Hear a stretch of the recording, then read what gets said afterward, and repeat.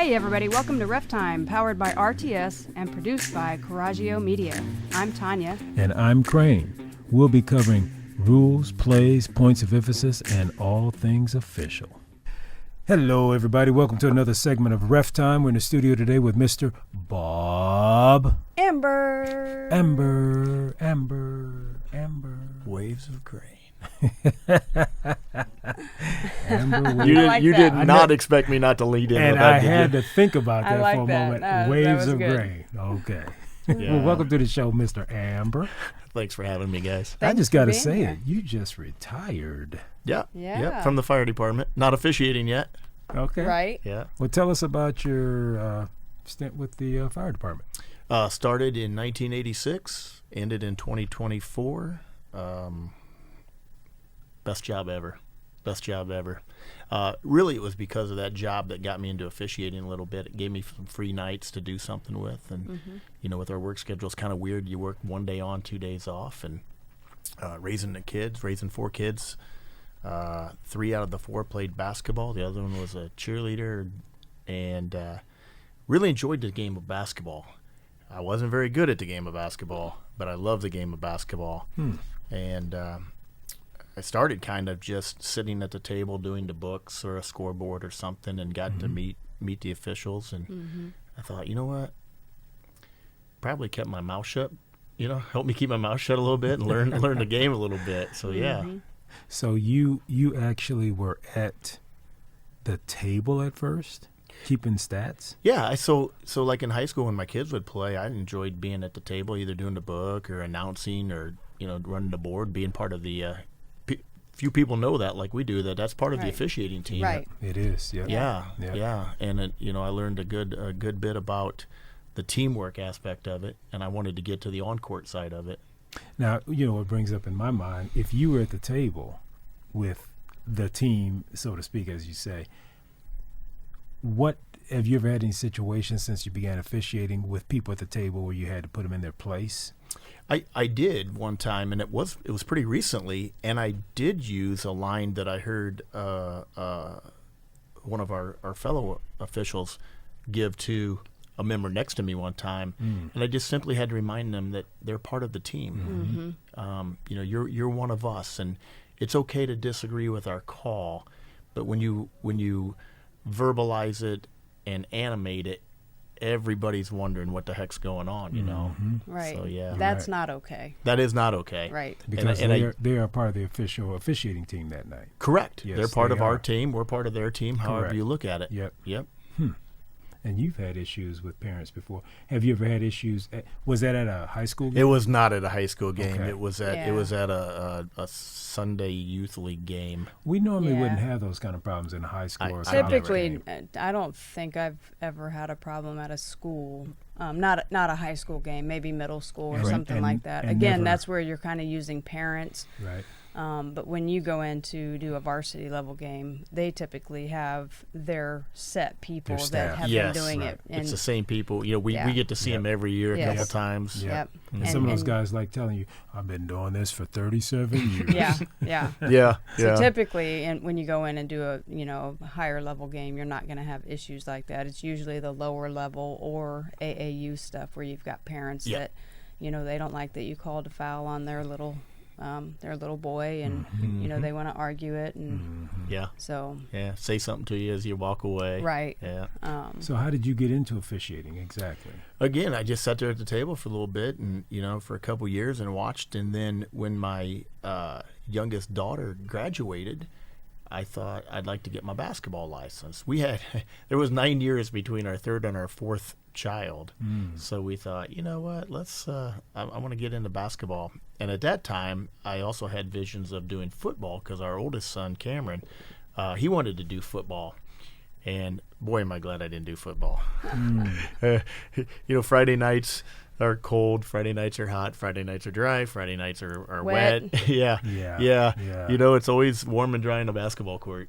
Yes, it is. So we did not go down that avenue, and I stuck simply with basketball. Unless you worked at Spiece on that one court. Correct. Then it was a little wet on the you inside. two just had to go there. That's cool. Well, I'll show you. I'll show you a picture afterwards over at Sport One. There, my grandson played a couple weeks ago, and they had a rolling trash can out on the court to collect the drips through the. Yes. Which court was that? 9? It was the back. There's the back two courts. Yep. Or You know seen what? that. I've Yeah, seen that. because On the court? It was on the court. yeah, And they didn't try to play around it, did they? Yeah, you had to. They first of all they had a towel down, which I thought was a good idea, but then kids were tripping extra over it. screener. Well, my grandson, who's a third grader, is probably one of the smartest basketball players I've seen in a long time. He would use the trash can. He used it as a screener. screen. Yeah. See? The kid hit the rolling trash can, and away they went. There you go. But it was fair for both sides. So. Oh, wow. Yeah. Yeah, we I did a homeschool volleyball tournament there this past season, last 23, and we had issues on that court, and so we had to actually stop for probably 45 minutes. We couldn't play on that court, which kind of put the games a little bit behind, but Yeah. so when but I'd rather be on the inside with it coming down. one than spot. than on the outside. Water running down my back. Yeah. Right. Yeah. And inside, all your messing up your hair. Yeah, my Oh, my hair. goodness. Oh, I golly, hate yeah. that. Yeah. I hate that when it messes up my hair. Yeah. So when did you actually get your license? What year? I got my license just prior to the start of 2010. That was my first year. That's when I started taking games, and of course, you're reaching out. You guys go back as long as I do. It was really before assigners. You were just calling ADs trying to get your foot in their door, and so it was 2010 was my first year, and a lot of middle school stuff. Yep. A lot of middle. Well, I think that's all I had. Well, people don't realize when you get in, that's really kind of the ground. That's where you're going to start out, right? Yeah. Because you're not just going to, get your license and start doing varsity or college level games. Because there's so much to learn that you can't just step out on the court and do a varsity level game. Yeah. But where'd you get your ground level training?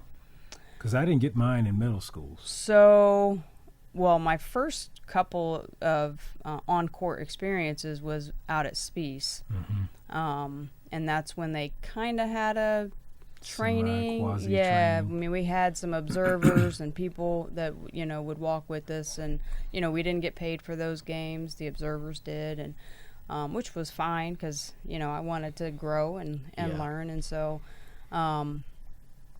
and so from there, and then I'm pretty sure I stuck in around because they had freshman teams back then, which a lot of the schools don't have freshman teams now. So those are far in between now. Yeah. Anymore, if you see a freshman game come along your schedule, you're like, no, thank you. Probably just decline it because it's going to get canceled anyway. Yeah.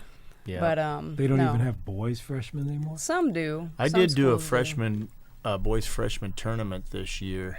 And play was pretty good. It was all, how we classify our schools, 3 or 4A. They were all 3 or 4A schools, so they had the numbers. Was that local? Mm-hmm. It was up at West Noble, and it was good basketball.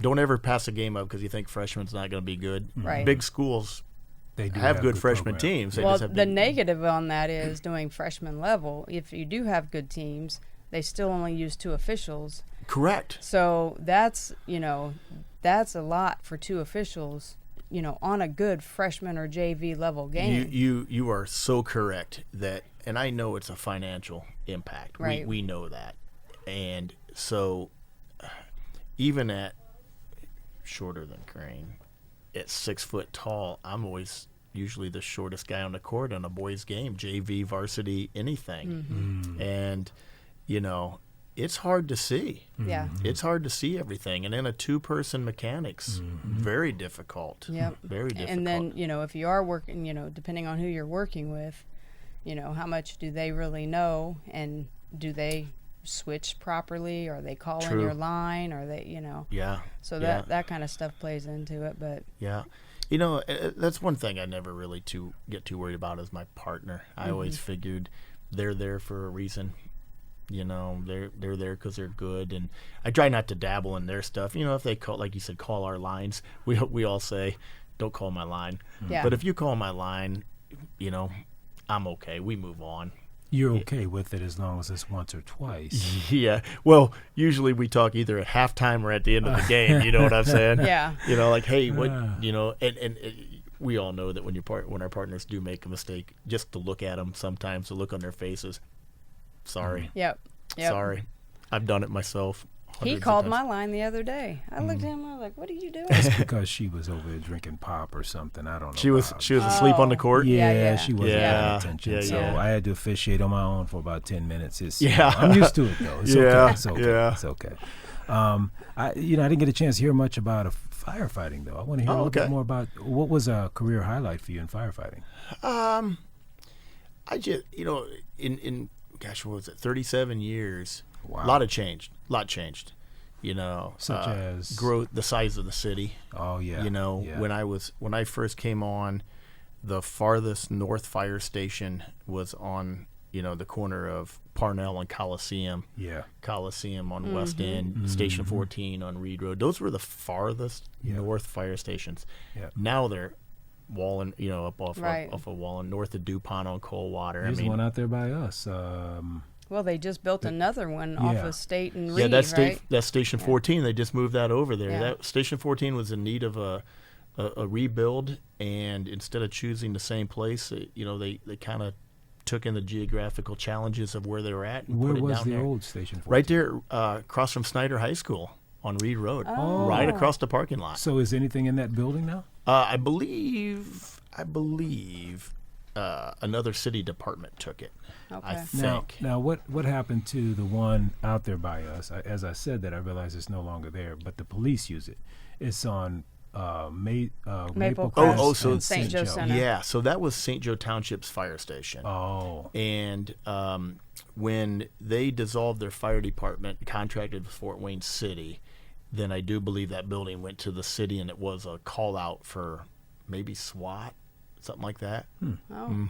So what about the south end of town, right there next to Harding? Is that a volunteer station?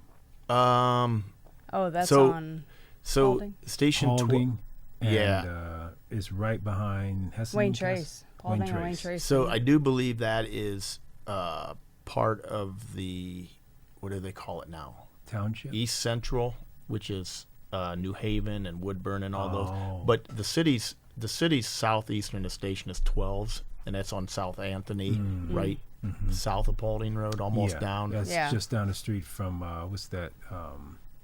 Well, is it still down there by that where what used to be a big McDonald's right there? off- No. No? It's I think it's further south. I think so. Isn't it down there by the Lutheran Homes, Lutheran Life Okay, Villages, okay. yeah. So they moved Right it out because in there front. used to be a fire department there next to that Right. McDonald's. That was Yes. a long time ago. Yes. Yeah. Yes, that was old 12s. Uh-oh. And it said on the west side. I'm dating myself yeah. now. Yeah, well, me too. I worked in them. I worked in both of them. So that one then, the old one she's talking about right next to the car wash, that got moved out south by further south, about Oh. another half mile or so. Yeah, Sits on yeah. the other side. Not brand new. It's Yeah. like 10 years old. It's kind of Right. right a block or two from Hires. Yeah. Yep. Okay. That's the furthest south one then? Yes. I mean, you got Waynedale, but that's in that area. That's the furthest south. And then they affectionately call that the night train because that thing runs all night long. That engine does all Really? night long. Yeah, they're busy. What do they have to call out for? What do they get called out for mostly? Emergency medical Medicals. calls. Yeah. They're a busy fire engine though too for fires, but So I've always wondered then why we have what they call the EMS. So why do fire trucks get called out for EMS calls? So there is a partnership that's been in place now for maybe 6 or 7 years where the fire department, we staff all of our fire engines with an advanced EMT or a paramedic. Oh. And because of the sheer number of fire stations, which there's 18 in the city, and maybe 5 to 6 ambulances on duty a day, we can cut the response time down. When I say response time, I'm not talking about a competitive nature between fire versus EMS. I'm talking about the response time that a person gets help, and we get there quicker. Historically, we can because of the number of units that we have. And then before we could just kind of like, okay, take your blood pressure, do this, do that.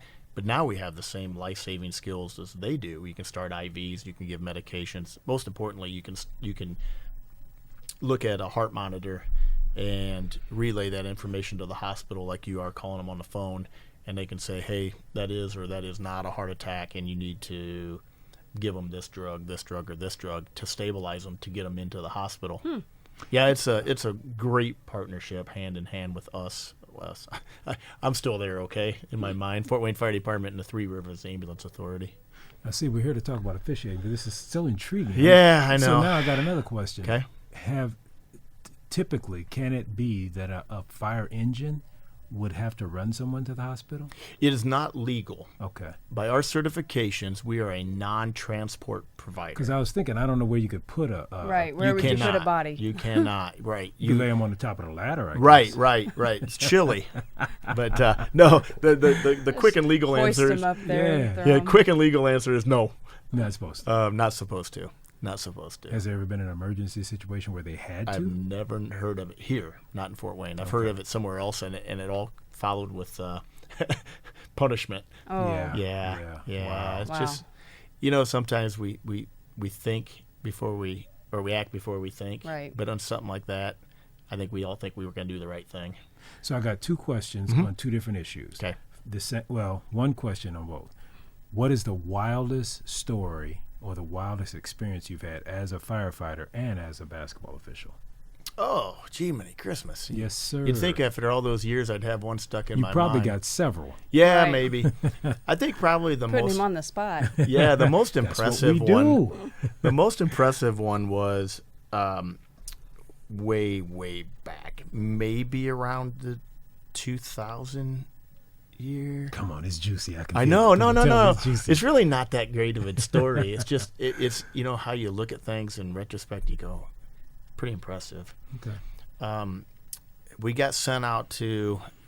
Do you guys remember ever calling it Bearfield? Oh, yeah. Okay, Bearfield. so we got A sent. lot of people still call it Bearfield. Yeah. So what is it called? Fort Wayne, See? Fort Wayne International Airport. Oh, International. okay. So we got sent out. We got sent out to the airport My bad. on a plane that dropped off radar. Oh, wow. And we went out there, and all they could say is that the plane took off, radioed in it was having problems, started to make a turn to come back, and fell off radar. Oh, wow. Yeah. So we spent probably an hour trying to just find out, okay, where could this thing... I mean, a plane falling out of the sky, come on, right? Right. You'd There think should be it's gotta some be something. smoke. Now, There how should be long something. ago did that happen? Because back then, probably we didn't have all He the... said 2000. Yeah, around 2000-ish. Because you guys didn't have all the technology. you Correct, have now. correct. We had our feet. Yeah. Yeah. We had our feet, and not a lot of... I want to pick up my phone and say not a lot of mapping programs. You didn't have a dog out there? Or anything? No. And so we just started walking, and I remember looking down in this field, and there was a piece of paper went blowing by, and it was a deposit slip, like all filled out. And I thought, wow, that's weird. And we just kept walking, and pretty soon somebody said this plane was carrying canceled checks, bank slip back before we did everything electronically. This plane would fly out of Fort Wayne every night to, I got to think of it, St. Cloud, Minnesota. St. Cloud, Minnesota is a huge banking clearinghouse that everybody, you wrote a check, went to here to this clearinghouse, got separated, came back to, this place. So anyhow, as soon as we got close to this wood line, you could smell the fuel, and then you could see little spot fires, and we just started walking through, and it was only known to be one person on the plane, so it wasn't like we were looking for Bodies. a horrible scene. And matter of fact, we never did really find the pilot. I don't believe he stayed whole. It was a heck of a crash, but you could see right where this plane came into the wood. We went back out and looked at it the next day. That's probably my most unique one that I like to show. So- Did they have the black box back then? I don't know. This was a really old plane, and it's kind of like maybe that was his demise. But Yeah. And you say you never found the pilot?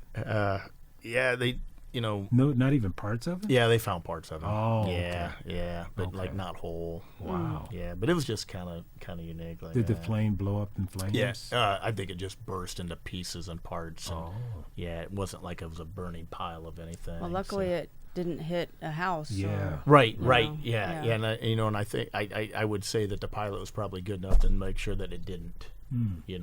So he just hit like He hit a tree line coming in. Okay. Yeah, Wow. he couldn't maintain his elevation and came in. But that was it was a good thing that showed the teamwork amongst there's probably 8 fire units out there, police, and just trying to figure it all out. But that's the one that quickly came to my mind. There might be another one, but as far as officiating, gosh, Well, let me help you. How long did you do varsity? So You started in 2010. Yep, I probably didn't do varsity until 14 or 15, maybe. We all had mentors back then, or people that we dealt with, and do you remember Ted Garten? Yeah, I was absolutely. thinking you were going to say Ted. Ted was kind of the Yeah. guy that I leaned on, and Yeah. and Ted. Love Ted. Yeah, me too. Me too. And Yeah, we love Ted. Ted's son is on the fire department, and then Okay. of course Mm-hmm. Ted lost a grandson here a couple months ago in a tragic accident. Now, his son is on the fire department. Which one is that? Brad. Okay. Okay. Because Yeah. we know knew Chad.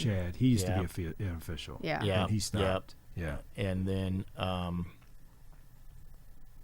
Chad had, or is it Chad's son that's on the fire department now? Taylor? I don't think remember. so. Yeah, but there's think another that is. there's another Yeah. little garden. Yeah. Yeah, another Little little garden. garden. There's nothing little about the garden. No, they're big guys. Yeah, they Chad is Yeah. about 6'4", I don't know. He's 6'5". tall. Yeah. But Have you talked to Ted anytime recently? I have not. You I know have where not. he is, right? He's Florida, Yeah. like soaking up sun rays. Yeah. Right. Yeah, that's why I'm not calling him. I'll probably interfere with his. Well, He, you as both old re- as he is, he goes to lunch at 3:30 and he's in Well, bed by I 8. thought it was bed. He's It might in be bed by bad, yeah. 5. But Yeah. you know what? You could call him because you both retired now. That's right. You could have a we great could go. We could go play conversation. some golf. There you go. But Ted was my mentor, and Yeah. just to tell stories a little bit. I remember calling Ted, going, "Hey Ted, I got my first varsity basketball assignment, from an assigner," and he said, "Are you going to take it?" Right? And I said, "Oh, I'd like to. I mean, it seems like it's in my wheelhouse. It's how you politely say it was going to be a non-competitive game." And he said, Good place to get your feet wet. "Right, It is. right." Yeah. And Ted Especially says, for varsity. Yeah. and Ted says, "Well, you're ready to just give up your JV schedule because you're going to have to." And I was like, "What do you mean, Ted?" And he says, "Bob, once you're a varsity, nobody wants to see you as a JV official anymore." And I'm like, "Well, I'm going to go from 40 games a year to 7 or 8, maybe?" And he goes, "What you got to do?" And I'm like, But, you get your feet wet, and pretty soon you're swimming along with everybody else. Right. And Yeah. But I'll tell you a funny story. This is, remember Shabazz? Oh, yes. I almost 2 weeks ago I was down in Indianapolis, and I had a night off from what I was down there for on business, and I thought, I wonder if there's any good basketball games in the area. And I looked up the local game, and he's at Plainfield now. And I didn't almost know that. went over to watch a basketball game, but again, doing a JV doubleheader when I was kind of just trying to get out of JV into varsity, and I had Northside boys at Wayne, and I apparently had a call that Mr. Shabazz did not care for, and he says from the second row, "That's why you're a 6 o'clock official." And I said, "Okay." And I was working with Charles Smith at the time, who was very much a varsity official, and he's like, in his deep voice, "Why didn't you tee him up?" And I said, "I'm not teeing up Shabazz and him, and I'm still trying to climb the ladder, not slide down the slide." But Right, So not hang yourself. You say he's from the second row. He wasn't coaching? no, it was a JV game, and he was was watching just- he was the varsity coach at Northside, and he was Oh. But he Yeah. wasn't on the bench. no, he was in the second So row. you technically You couldn't couldn't really tag tell. him. 'cause Right, he's a fan. right. But Right.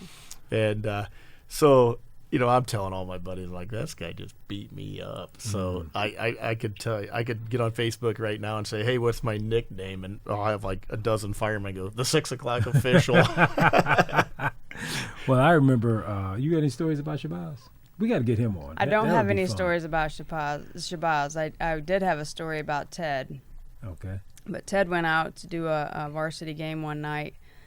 Everybody's getting dressed, and Ted goes out, and we're all standing out there. I don't remember if I was working with him. I don't remember, but Ted goes out there, and he's standing, across the table like we do, and gets ready to start the game, and he realizes, he looks down at his shoes. He used to wear these shoes that gave that him big like a old super heel lift. spring, Yes, it was He like used his jumpers. Yeah. And people call those his high heels. Yeah. He had one on, and then he had one regular shoe on, and he didn't realize it until late. So the game was about to start. I believe so. I want to say he actually did part of the game with one shoe. My father will tell you today, if you ask him, what do you remember about Ted Garton? And my dad, who doesn't know any officials by name other than me, will say, well, that's the guy that wore the jumper shoes. I'm kidding you not. I think your dad would know my name. He would know you guys. Okay. He would know you guys. Well, the stories I have about Ted, I have a few, but one of my favorites about Ted, and we're saying all this about you, Ted, because we have to get you on. Yeah. One of my favorites about Ted was he used to be the basketball chairperson of our association, and I remember that he was at the front of the class one time. I don't know where we were. And he would bring us snacks and coffee and water. That is not what I'm talking about. But anyway, he was at the front. She would remember. Jake, that. You hear that? Yeah. Oh, good. That was good right there. We got to give you some.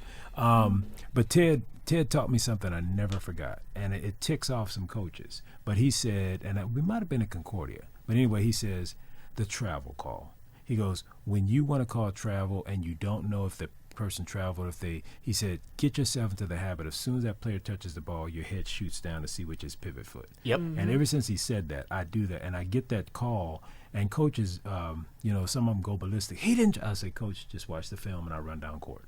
Yep. And every time you get that right, because if you see the film, if you look down at the foot, I know exactly which one you put down. Yep. I know it, even if you as the player don't know which one you pivot foot, I know what you got. Yeah. And if you lift it and put it back down, tweet, travel. Yeah. Yep. So let's ask you real quick, game highlight over your officiating career. What's... Man, you make it sound like we're testing you for some No, hard it's stuff just, here. this year was probably my state final game. This was that I really was excited to work was I worked the Norwell Columbia City girls game in the regular season. Okay. And, I was, when I saw that on the schedule, when we get games, we write down where we're going. I very rarely write down who the opponent's going to be. I usually try to keep track of my partners, and the only reason I do that is so on a quick I could call them and say, hey, I'm running late, or I'll be there on time. Right. And when I saw that late, just week or two before, I thought, oh my gosh, this is a big game. This is a huge game, and it came down to 2 free throws at the end. This was boys, girls. Columbia City. Columbia City and Norwell. Okay. That was this year. Yeah, at Columbia City. Okay. And isn't that where David is? No. That's who's the coach over there? Oh, he's at Coach Shear is at Columbia City, and Coach Thornton is at Norwell. I was thinking of Cherubusco. Yeah, Goody. Yeah, I love Goody too. I didn't think his team was that tough this year. They weren't. But he's good. He's still growing. Yeah. I'd give Coach Goodwell props for his development down low. Yes, sir. Very tenacious. Yeah. But that was kind of like my state finals. You had I think it was number 1 in 4A and number 2 or 3 in 3A playing each other, and it came down to a foul call that I unfortunately, or fortunately, however you look at, had to make it. And sent a girl to the line. And she sank 2 free throws to put Norwell up by 1, and that's how the game finished. And I probably was almost sick to my stomach for hours leading up to that game, because even though we've walked out on that court 1,000 times, a good official, I hope, still gets butterflies when they walk out, that you want to do the best you can do. Right. But my highlight this year was, getting to do the girls sectional finals. I got to last year because of an illness. and then this year I just got it by ranking. But I consider myself a better girls official than boys, and I think it's because I already told you, I think I'm smallest guy on the court in a basketball game, and I can't see around. And it's such baloney that I convinced myself of that. In some of the girls' game, I tower over people. I don't know, but I have a lot of fun. So how did you like some of the rule changes that we had this year? So we had the 2 free throws versus the the 1 in bonus and then the 4 spots. And then the 4 spots. It turned out to be, I think, just a big non-factor. I mean, it was. I think remember we talked earlier about getting the entire team on board the table to let us know that we're at 5 fouls and going to that. I always say somebody smarter than me makes these rule changes. It's just us to abide. The spot ends, again, I worried about that leading up to, oh my gosh, what have we done? What are we going to do? Am I going to goof this up? Our ratings are dependent on this. And it's like coaches have even least idea more about why we're doing that. Right. So I just sit there and said, Bob, you got 4 spots to put the doggone ball in if it's a violation timeout. Only in the front court. In the front court. Correct. Only in the front court, Yeah. It's, for all you common people, just the front court. But you know what? And if you don't know what the front court is, that means that's the way the offensive team is going. Yeah. If you don't know what the front court is, go back to show number 1. Right. And start over. No, but it's something that I've botched that a few times. Oh, I'm sure I have. Oh, we all have. Yeah, her and I could be working together, and she'll go up there. And I was like, oh yeah, thanks. I mean, new rules come in, and you just go with the flow, and you do the best you can until the rule changes again. Right. Yeah, right. You readjust again. Yeah. And I don't, like I said, I don't think. I think one time this year we had a question on whether we should have went to the baseline or to the 28-foot mark.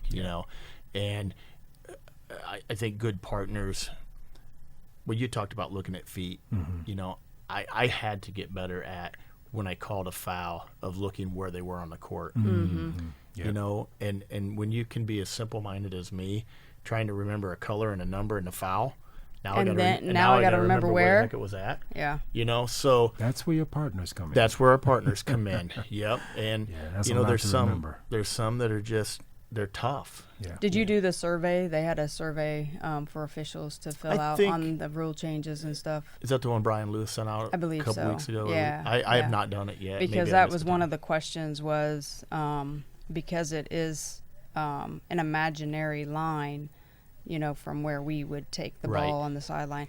So one of the questions was, would we like to see it if it's beyond the 3-point line? Absolutely. Go to the sideline. That would make it so much easier. It would make it so much easier. We did have a play, same game I was telling you about, Columbia City Norwell, and it was the really the last play of the game where we did have a foul. Norwell had fouls to give, so they made contact with a dribbler, which stopped progress, and we put the ball out.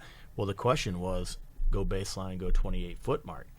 So we chose the calling official immediately called 28-foot mark. So I'm not going to override him because I wasn't looking where the foul was. Right. You guys can understand that. And so, excuse me, we went there, and then afterwards we were talking about that, and somebody said, well, it was, inside the 3-point line. And I said, you go out and look at that 3-point line and that imaginary angle line. There's 20 to 30 square feet of 3-point line out there. Yep. That's right. That is not on the baseline side. Yep. So if you wanted to use that arc, it would make my life so much easier. It would make all of our lives so much easier. But I'm only worried about me. Well, you know what I'm saying? We're worried about you and us. Yes. So, yeah. Bob wants to get everything right just so I don't look bad. Yeah. And we all have that attitude. Yeah. But anyway, Bob, we're going to have to have you back. Yes, I'd love to, man. Yeah. Now that I know where I'm coming and all that good stuff. And now you know that we're not here to embarrass you. Yeah. Well, maybe a little bit. No. We'll get embarrassed with you is what it is. Right. We're just telling war stories. And Yep. I don't know how much time we got. 5 minutes? No. We're way over. No. Not way over. Go ahead. No, go ahead. I just want to say is that I look back at critiquing as a young official now into my middle ages, as I guess I'd call it.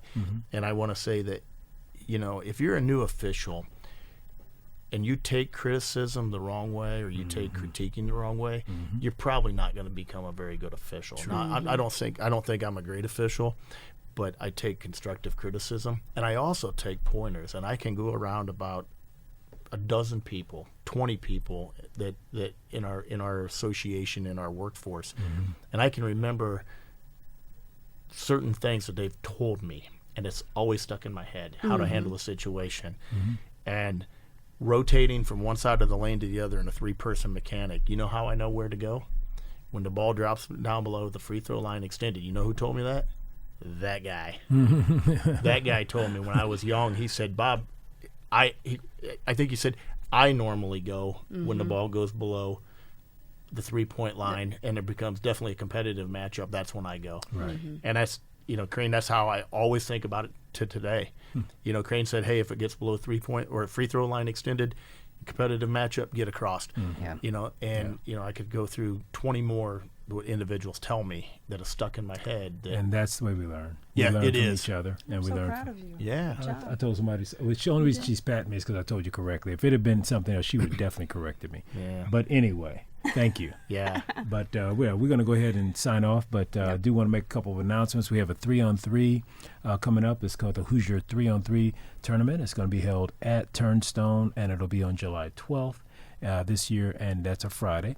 And we'll be doing that in conjunction with the Three Rivers Festival kickoff. So you want to tell them about the class that we normally do? Well, you can get registered at Hoosier3on3.com. So the registration link is open.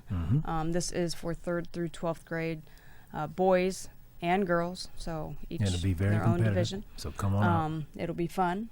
And We're going to have, just found out we're going to have Bluebell ice cream there again. oh yeah, that was Bluebell ice amazing. cream for all the players. Yep. What about officials? Yes. Bluebell ice cream for all the players. Go ahead. And they took care of the officials. Yes. Yes, he did. This body sponsored by Bluebell. And Yes, sir. So we currently are in the middle of a class right now for basketball training. So anybody that is interested in getting their license and would like to come through the training, we will have another class scheduled in June. But you can always take a look at our website, reftrainingschool.com, and we will update those times and dates as we get them in. You So like my outfit? I'm advertising for Hoosier 3-on-3. I see that. I Yes. do. And I'm advertising for officiating. That's of course, right. this is not ref training school, but we're ref junkies. I saw so. Bob look down and like, what am I? Yeah, what do I have? I'm wearing a sweater. He's advertising for the retirement. The group. retired community. He didn't know this was going to be on televised, so. Yeah, Well- sorry, I've got a face for radio, not That's right. TV. That's right. Well, thanks again for joining us, Yes. Mr. Amber. Appreciate having you. my man. Appreciate it. And My privilege, man. keep Thank you on so running much. up and down that court. Yeah, Yeah. I think I'm like. I didn't even get to work a game with you this year. I will. We got to change that. Yeah. I think I'm officially done as of Friday night, but Okay. summer will bring stuff along. That's Very- right. Yep. Those That's are the right. worst. My body's back in. We'll summer have shape. to have you back for Yeah, that, that's a- because that's that's another a whole conversation. nother topic. Well, All right. yeah, if you don't have me back, I'm gonna be offended because I had so much fun. Good. Good, Well, good. thank you so Yeah, much for thank being you. here. Well, thanks for joining us, folks. And we, as always, we'll be back with another segment of Ref Time. Look forward to seeing you guys out there, and I hope you look forward to seeing us. Take care. Thanks again for listening to Ref Time, powered by reftrainingschool.com and Hoosier3on3.com. Produced by Coraggio Media, Ref Time is recorded in WELT Studios in beautiful downtown Fort Wayne, Indiana. To join RTS, visit reftrainingschool.com. Please like, subscribe, and share with your friends. Until next time.